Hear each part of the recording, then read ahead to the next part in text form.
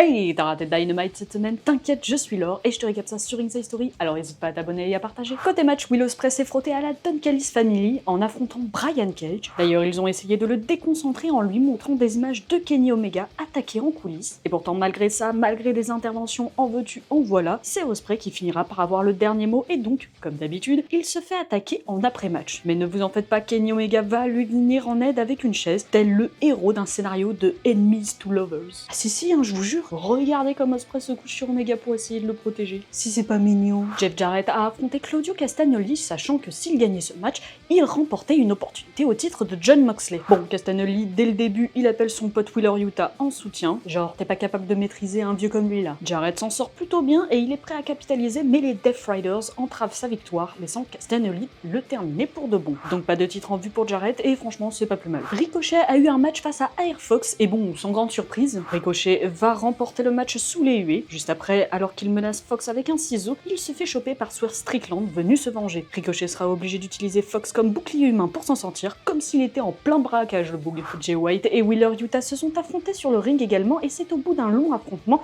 que White finira par avoir le dernier mot, terminant la rencontre avec son Blade Runner dans l'après-match pour se venger, et parce que c'est bien mérité aussi, il refait un Blade Runner sur Yuta, et alors qu'il veut en faire un troisième, les Death Riders interviennent. Qui dit Death Riders dit également Cope et FTR. Ces derniers vont même les challenger pour collision dans un Mid-South Street Fight match. Et dans le main event, on a eu un match pour le titre TBS entre Yuka Sakazaki et celle dont on ne doit pas prononcer le nom, sans quoi je pense que je vais m'énerver plus que de raison. Donc oui, l'autre, elle nous a fait l'honneur de sa présence dans un match sans suspense qui mènera à une victoire de Michelin. Ouais, vraiment rien de plus à dire. Côté promo, Powerhouse Hobbs n'est pas clair pour le moment, mais il promet de détruire Big Bill dès qu'il sera de retour. MJF est venu balancer une droite à Jeff Jarrett juste après son match, lui disant qu'il l'avait prévenu, et on annonce également le retour des frères Guns du Bang Bang Gang. Et enfin, Maria May est venue commenter le retour de Timeless Toni Storm. Et je vous le dis tout de suite, je vis pour cette rivalité, d'accord? Elle affirme que Toni Storm n'est pas réelle, mais si elle veut jouer son rôle, peut-être peut-elle incarner celle qu'elle a utilisée pour devenir championne, celle qui a saigné et pleuré dans ses bras, ou alors encore celle qui a quitté Londres, le Japon et le Mexique parce qu'elle ne peut pas l'atteindre. Maria May est confiante, elle n'a pas de rôle à jouer de son côté parce qu'elle est la meilleure et elle compte bien